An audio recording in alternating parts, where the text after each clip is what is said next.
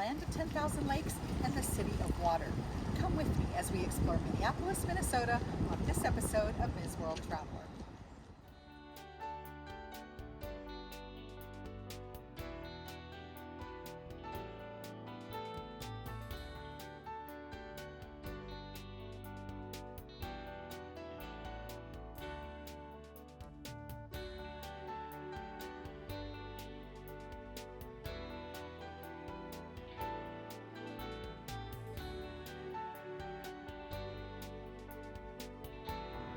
Hi friends, I'm Ms. World Traveler Carrie Damiano, and I'm taking you on an adventure to discover style, design, fashion, art, and antiques in great shopping destinations across the country and around the world. Come with me.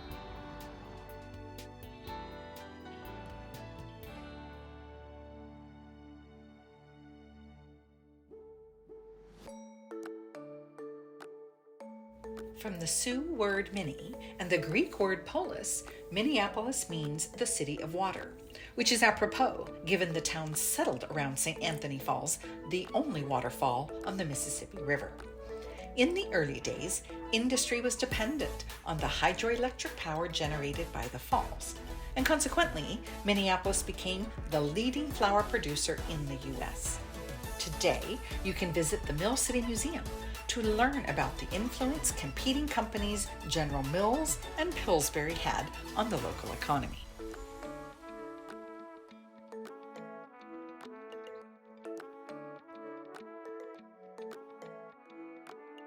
With 9 miles of interconnecting sky bridges stretching over 80 city blocks, downtown Minneapolis has the longest skyway system in the world, which is quite helpful during sub-zero winter temperatures. While you're in the downtown area, you can also walk across the Stone Arch Bridge, the oldest and northernmost bridge across the Mississippi, as well as St. Mary's Basilica, constructed between 1907 to 1915, making it the oldest basilica in the U.S. and a fine example of Beaux Arts architecture.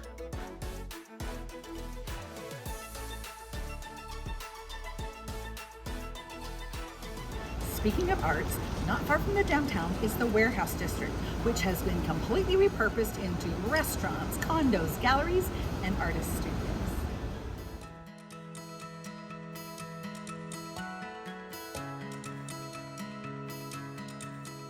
Beautiful brick buildings that once housed businesses like a seed packaging plant and a bomb site manufacturer have made way for the Northeast Minneapolis Arts District, the most extensive of its kind in the country, and home to over 800 artist studios and galleries. One of the largest facilities is the Northrup King Building, where I found Leches Gallery.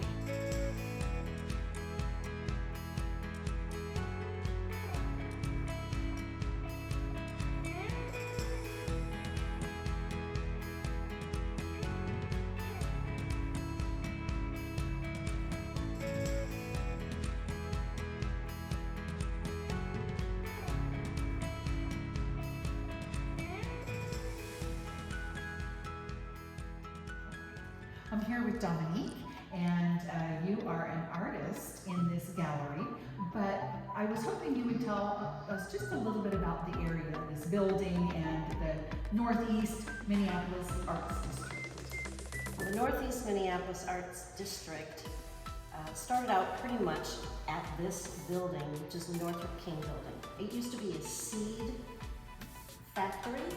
And so you'll see that on the bottom floor you have these huge pillars and it's all cement. But it's 4 floors, so as you go up, the floors are wooden.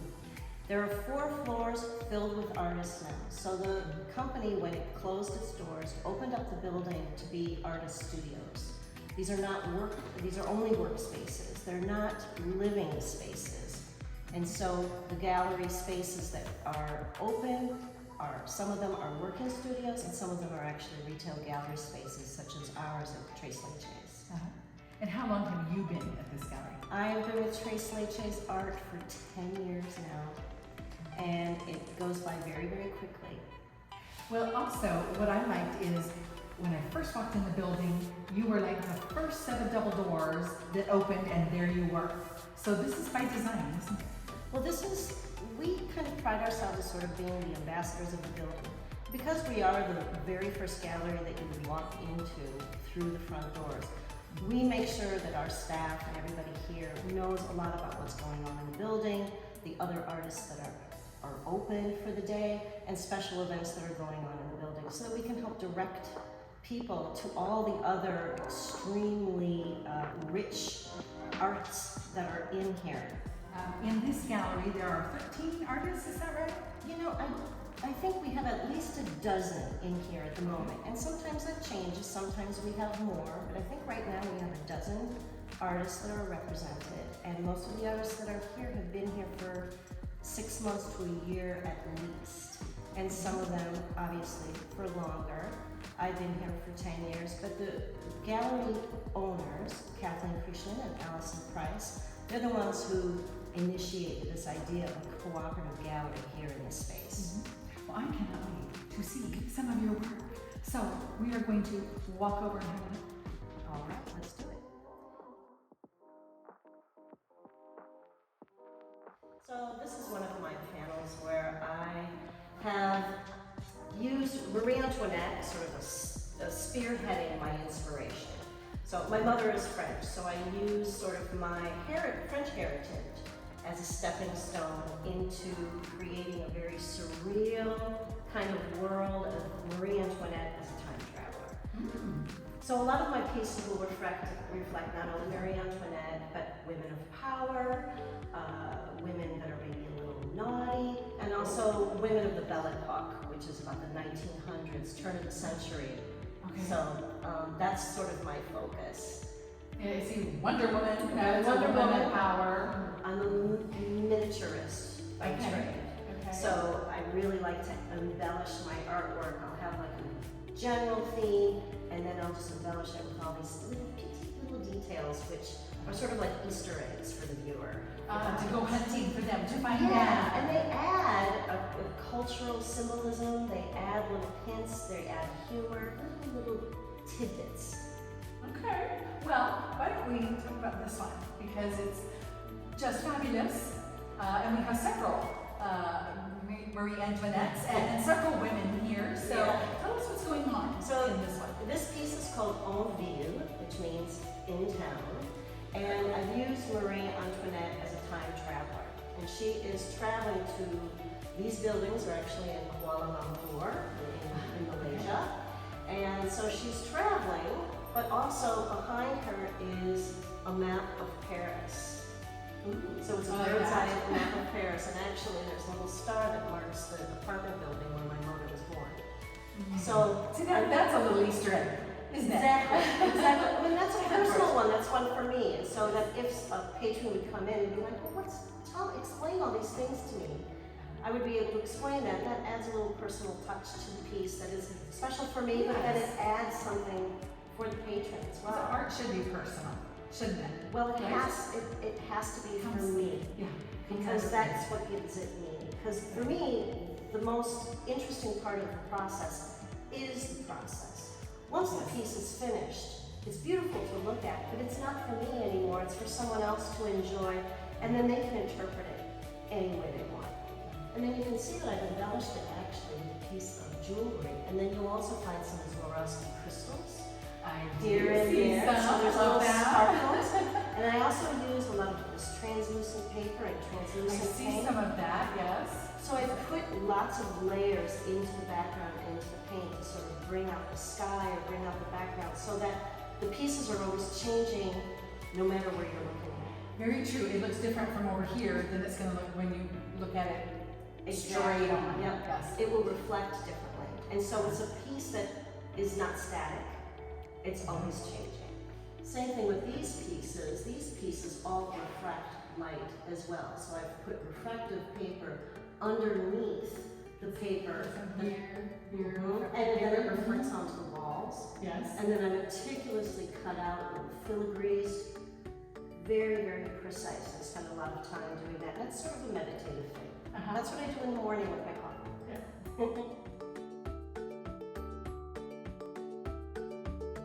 So this is a little bit different style than what we saw on your other wall. So can you tell me, it almost looks like it's metal. Right, so this is a series that I call the Cathedral Project. And this series is made from repurposed antique tin roof shingles from old barns from the Midwest.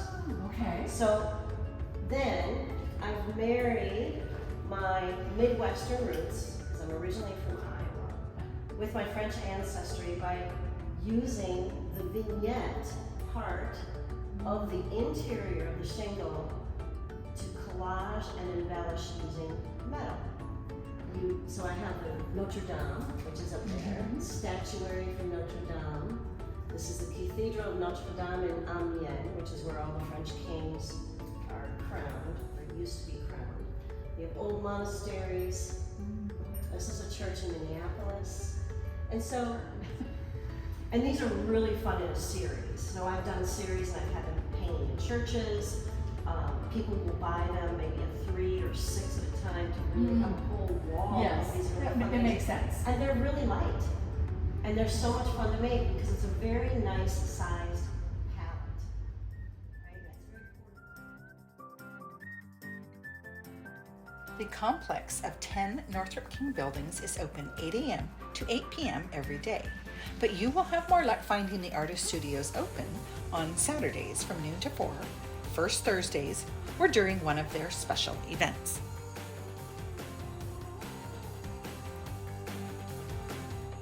If you thought the Arts District and the history of Minneapolis was interesting, just wait until you see the culture of the people who settled here. Next segment on Ms. World Traveler in Minneapolis.